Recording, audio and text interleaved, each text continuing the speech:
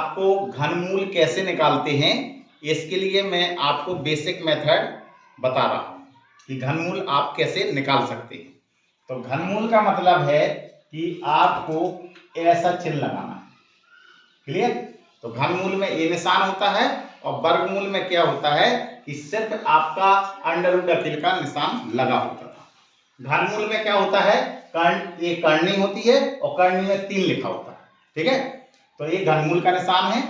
अब आपको क्या करना है कि इसी को बेटा ऐसा भी लिख सकते हैं हम कि घात में 1/3 लिखा होगा। 1/3 का मतलब ये है कि जब 3 बार आएगी कोई संख्या तो उसको सिर्फ कै बार निकालना है, आपको 1 बार निकालना है। और घनमूल निकालने की जो विधि है उस विधि का नाम है गुणनखंड विधि। कौन सा नाम है? गुणनखंड विधि। तो गुणनखंड विधि से ही हम घनमूल निकाल सकते हैं, इसके लिए भाग विधि नहीं होती है। ठीक है, तो हम गुणनखंड विधि से कैसे घनमूल निकालेंगे ये आपको मैं बताने जा रहा हूं। जैसे मान लीजिए कि सपोज दैट मैंने आपको एक प्रश्न दिया और मैंने लिख दिया कि आपको बेटा 729 का घनमूल निकालना है। क्या निकालना है? 729। ठीक है, 729 का आपको घनमूल निकालना है। तो घनमूल निकालने के लिए आप क्या करेंगे कि जो आपको जिस संख्या का घनमूल निकालना है उसके आभाज्य गुणनखंड कर लेंगे। और आभाज्य गुणनखंड कैसे करते हैं? वैसे ही जैसे आपने पिछली कक्षाओं में वर्गमूल निकाले हुए थे और लासा मासा निकाले थे। ठीक है, तो आप सबसे पहले इसमें देखिए क्या लास्ट में 2 लिखा है, 4 लिखा या 6 या 8, यानी कि 2 का भाग जा रहा है कि नहीं जा रहा है? नहीं जा रहा है। तो 3 अगला पहला कौन सा देखेंगे? 3 का। और 3 का नियम क्या है कि जो भी बेटा अंक दिए जाएं इन अंकों को जोड़ दो, अगर वो 3 का पहाड़ा बन रहा है तो 3 का भाग जाएगा। तो 9 को 2 में जोड़िए, 9 2 11 और 11 को 7 में जोड़ेंगे तो 18। इसका मतलब 3 का भाग जा रहा है। तो 3 यहां पे लिख दीजिए। 3 का भाग 2 में 7 में देंगे तो 3 दूनी 6, 1 शेष बचेगा, 1 12 हो जाएगा। 3 चौके 12, फिर 3 का भाग 9 में देंगे तो 3 तिरका 9, फिर 3 से भाग करेंगे। 3 का भाग करेंगे 2 में तो जाएगा नहीं, दोनों को मिलाएंगे तो 24 हो गया और 63 24 और 3 3 एका 3। फिर जरा देखिए कितने से भाग जाएगा, तो आपने देखा कि 8 और 1 9, फिर 3 से जा रहा है तो यहाँ पे 3 लिख देंगे। 3 दूनी 6, 2 शेष बचेगा, ये 21 हो जाएगा, 73 21।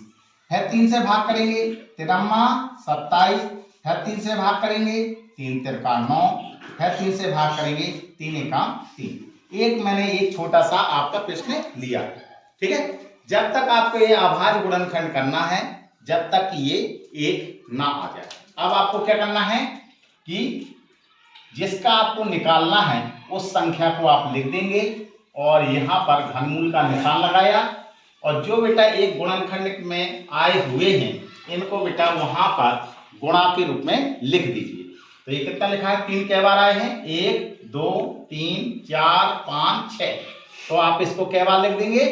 6 बार। 6 बार आया है तो 6 बार आप इसको लिख देंगे। अब इस घनमूल का निशान का मतलब क्या है? घनमूल के निशान का मतलब ये है कि जो संख्या 3 बार आई होगी एक जैसी उसको आपको कै बार निकालना है? 1 बार निकालना है। तो जरा देखो ये 3 के आप जोड़े बना लीजिए। ये 3 आए हुए हैं तो एक जोड़े से सिर्फ 1 बार ही संख्या आएगी। तो इसका कितना निकलेगा? 1 3। इसका भी कितना निकलेगा? 1 3। और 3 का गुणा 3 में करेंगे तो 3 तिरका 9। तो इस प्रकार से बेटा हम किसी भी संख्या का घनमूल बेसिक मेथड से निकाल सकते हैं। जैसे मान लिया कि सपोज दैट एक और एग्जाम्पल लेते हैं। जैसे मान लिया कि अब आपको ऐसी संख्या दी जाएगी जो आपकी बेटा माइनस में दी होगी। अभी ये संख्या किस में दी हुई थी? प्लस में। अब जैसे मान लिया माइनस वाली मैं लिख दूं, मैंने लिखा माइनस और यहाँ पे मैंने लिखा 125 और इसका आपको घनमूल निकालना। इसका क्या निकालना है? घनमूल आपको निकालना है। तो आप बेटा कैसे निकालेंगे? तो हल करने का तरीका क्या है कि सबसे पहले आप क्या करेंगे? घनमूल का निशान लगाए जो प्रश्न दिया गया है उसको उतार लीजिए। जो बेटा ये चिन्ह होता है माइनस का, इस चिन्ह को बेटा आगे बाहर निकाल के रख दीजिए। ये कितना हुआ घनमूल का निशान, अब ये कितना हुआ 125। अब आपको बेटा क्या करना है, इससे तो ये देखनी है कि इस संख्या का हमें निकालना है। अब माइनस का चिन्ह आप भूल जाइए कि माइनस का चिन्ह लगा हुआ है। अब यहाँ पे संख्या देखिए कितनी लिखी हुई है 125, तो आप इसके अभाज्य गुणनखंड करिए। जिस विधि से आप अभाज्य गुणनखंड करते आए हैं उस मेथड के द्वारा ही इनका अभाज्य गुणनखंड करिए। तो जरा बताओ इसमें कितने का भाग जा रहा है, क्या 2 का जा रहा है, नहीं जा रहा है। 3 का नियम क्या है कि 5 2 7 7 और 1 8, यानी अंकों को जोड़ेंगे, अगर 3 का पहाड़ा जाता है तो 3 का भाग जाएगा। और 5 के नियम का क्या है, 5 का नियम ये है कि लास्ट का अंक यानी इकाई का अंक आपका क्या आना चाहिए, या तो 0 आ जाए या 5 आ जाए। तो आपका लास्ट में क्या लिखा है 5, इसका मतलब 5 से भाग जाएगा। अब 5 का भाग बेटा 1 में तो जाएगा नहीं, तो दोनों को साथ में मिला लिया, ये कितना होगा 12। 5 का भाग 12 में देंगे तो क्या बार गया, 5 दूनी 10, 2 बार गया। कितना शेष बचा 2, 2 यहाँ 5 में लग जाएगा तो कितना बन गया वो 25। 5 का भाग 25 में करेंगे तो 50 25, फिर 5 का भाग करेंगे तो 50 25, फिर 5 का भाग करेंगे तो 5 एकम 5। ये तब तक करना है जब तक कि लास्ट में 1 ना आ जाए। अब आपको क्या जिसका मान निकालना है उस संख्या को उतार लीजिए। यहाँ पे लिखिए अतः, तो जो संख्या दी गई है, संख्या कैसी लिखी हुई थी 3, और यहाँ पे लिखा था -125, और इसको आपने कैसा लिख दिया था, माइनस के चिन्ह आगे लगा दिया था, और 3 और घनमूल का निशान लगा ही गया था आपका, और यहाँ पे मान रख दीजिए। तो यहाँ पे माइनस का चिन्ह और ये घनमूल का निशान, 125 जो लिखा है 125 के खंड आपने बेटा एक कर लिए, तो यहाँ पे मान रख दीजिए उनके 5 गुणे 5 गुणा 5। अब मैंने क्या कहा था कि घनमूल में 3 3 के जोड़े बनाना है, और 3 बार जो आ जाएगा उसको क्या बार बाहर निकलना है, 1 बार। तो इसका आंसर कितना है बेटा, आगे कितना लिखा है माइनस, ये 3 पूरे जोड़े बन रहे हैं, कौन सी संख्या का बन रहा है 5 का, तो यहाँ पे बेटा 5 लिख दीजिए, बस बेटा यही आंसर है। तो इस तरीके से हम किसी भी संख्या का हम घनमूल ज्ञात कर सकते हैं। मान लिया कि मैंने आपको एग्जाम्पल ऐसा लिया कि अब आपको प्रश्न ऐसा आ जाए कि या तो वो परमेय संख्या के रूप में लिखा होगा या आपके भिन्न के रूप में लिखा होगा।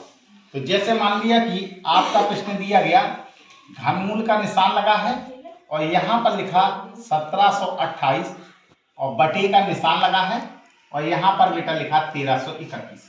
अब कहा गया इसका मान ज्ञात कीजिए। इसका आपको बेटा क्या करना है, मान ज्ञात करना है। कि क्वेश्चन मार्क का चिन्ह का मतलब ये है कि इसका आपको मान ज्ञात करना है। तो आप बेटा क्या करेंगे कि सबसे पहले जो अंश में लिखा है उसका घनमूल आप अलग निकालेंगे और जो आपका नीचे लिखा है उसका घनमूल आप अलग निकालेंगे। आया, ऊपर लिखे वाले को हम क्या कहते हैं अंश और नीचे वाले को क्या कहते हैं हर। तो आप क्या करेंगे बेटा, अंश का अलग घनमूल निकाल लीजिए और हर का घनमूल अलग निकाल लीजिए। तो सबसे पहले आप क्या करेंगे, इनके खंड कर लें। तो ये कितना लिखा हुआ है अंश में 1728, ये अंश में लिखा है। तो अंश वाले का देखिए, इसके गुणनखंड करिए। तो जरा देखो इसमें आपका 2 का भाग जा रहा है तो 2 का भाग कर लीजिए। 2 का भाग 1 में तो जाएगा नहीं, ये 17 हो गया, 2 8 16, 1 बचा, 2 6 12 और 2 चौके 8 है। 2 से भाग करेंगे, 2 चौके 8 है, 2 3 6, 2 दूना 4 है। 2 से भाग करिए, 4 में क्या बार जा रहा है तो 2 बार जा रहा है। 2 का भाग 3 में देंगे तो 2 एकम 2, 1 शेष बचेगा, ये 12 हो जाएगा, 2 6 12। फिर आप 2 से भाग करेंगे तो 2 का भाग 2 में देंगे, 2 एकम 2। अब 2 का भाग 0 में नहीं जा 1 में नहीं जाता है तो ये 0 हो गया। अब ये पूरी संख्या कितनी हो गई 16। तो 2 का भाग 16 में देंगे तो 2 8 16। फिर 2 का भाग करेंगे, 2 5 10 और 2 चौके 8। फिर 2 से भाग करेंगे, कितना आ गया ये 27। फिर आप जानते हैं 27 तो 3 के पहाड़े में आता है, तो आप 3 से भाग करेंगे, 3 3 का 9। फिर 3 से भाग करेंगे, अच्छा 3 27 और 3 का भाग 9 में करेंगे तो 3 3 का 9। फिर 3 से भाग करेंगे तो 3 एकम 3। जब तक करना है जब तक कि लास्ट में 1 ना आ जाए। अब आपको बेटा क्या करना है, जो हर में लिखा है इसके गुणनखंड कर लीजिए आप। हर में कितने दिए गए हैं आपको 1331। इसके आप गुणनखंड कर लीजिए। आप जानते हैं कि यहाँ पे कोई भी सम संख्या नहीं लिखी है, इसलिए 2 से भाग नहीं जाएगा। फिर अगला पारा कौन सा आता है? 3। 3 का नियम क्या है? अंकों को जोड़ दीजिए आप। 1 और 3 को जोड़ेंगे तो 7, 4, 1 और 3 को जोड़ेंगे तो 4, और 4 को जोड़ेंगे 3 में तो 7, और 7 में 1 जोड़ेंगे तो 8। 3 का भी भाग नहीं जा रहा है, 5 का भी नहीं जा रहा है क्योंकि लास्ट में 0 और 5 नहीं लिखा है। 7 का भी भाग नहीं जा रहा है। अब 9 तो लिए ही नहीं जाता। फिर उसके बाद क्या आता है? आगे पढ़े 11। तो 11 का भाग देंगे तो 11 एका 11, 2 बचेगा, ये 23 हो जाएगा। 11 दूना 22, फिर 1 बचेगा, 11 एकम 11। फिर 11 का भाग करेंगे तो 11 एकम 11, 1 से बचेगा, फिर 11 हो जाएगा, 11 एकम 11। फिर 11 से करेंगे 11 एकम 11। ये आपको बेटा जब तक गुणनखंड करना है जब तक कि लास्ट में 1 ना आ जाए। अब आपको बेटा क्या करना है? तो आप लिख दीजिए जिसका आपको निकालना है मान। अतः घनमूल का निशान लगाइए। ये 1728 और बटे में आपका 1331। तो इसको बेटा लगाने की 2 विधि है। एक तो विधि ये कि आप बेटा अंश का घनमूल अलग निकाल लीजिए और हर का घनमूल अलग निकाल लीजिए, फिर एक दूसरे का भाग करा दीजिए। तो इस तरीके से भी आप हल कर सकते हैं। और दूसरा तरीका ये है कि आपने इनके अलग अलग गुणनखंड कर लिए हैं। अब इन गुणनखंडों को बेटा यहाँ पे लिख दीजिए। तो घनमूल का निशान लगाएंगे और ये लिखा 1728। इनके एक खंड जो किए हैं इनको उतार लीजिए। तो 2 कितनी बार लिखा है? 1 2 3 4 5 6 बार। और 3 कितना लिखा है? 1 2 3 बार। तो 2 लिखा है 6 बार, तो इनको लिख दीजिए। 6 बार इनको 2 को लिख दीजिए। 3 कै बार लिखा है? 3 बार, तो 3 बार लिख दीजिए। ये आपका 1728 के खंड लिख गए। बटे का निशान लगाइए। अब 1331 लिखा है तो 1331 में खंड देख लीजिए। 1 बार, 2 बार और 3 बार। तो 11 3 बार लिखा है तो 3 बार इसको उतार लीजिए। आप जरा देखो बेटा, इस घनमूल के निशान का मतलब क्या था कि आपको 3-3 के जोड़े में एक बार संख्या बाहर निकालनी। तो ये जोड़ा बन गया आपका, ये जोड़ा बन गया और ये जोड़ा बन गया। जिनके जोड़े बने उनको सिर्फ एक बार बाहर निकालिए। ये 2 निकला, इसका भी जोड़ा बना था तो ये भी निकली संख्या, और ये इनका भी जोड़ा बना तो ये भी संख्या बाहर निकली। बटे का निशान लगाइए। 11 में 11 भी 3 बार आया हुआ है तो सिर्फ क्या बार निकालेंगे? 1 बार। अब देखिए 2 का गुणा 2 में करेंगे तो 2 दूना 4, 4 का गुणा 3 में करेंगे तो 4 तिया 12। बटे का निशान लगाइए। ये कितना लिखा हुआ है? 11। बस बेटा यही आंसर आ गया आपका।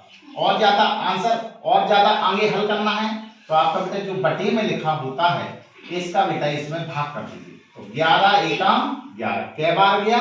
1 बार। जितना शेष बचे अब उसको ऊपर लिख दीजिए। तो 11 एकम 11 एक बार गया।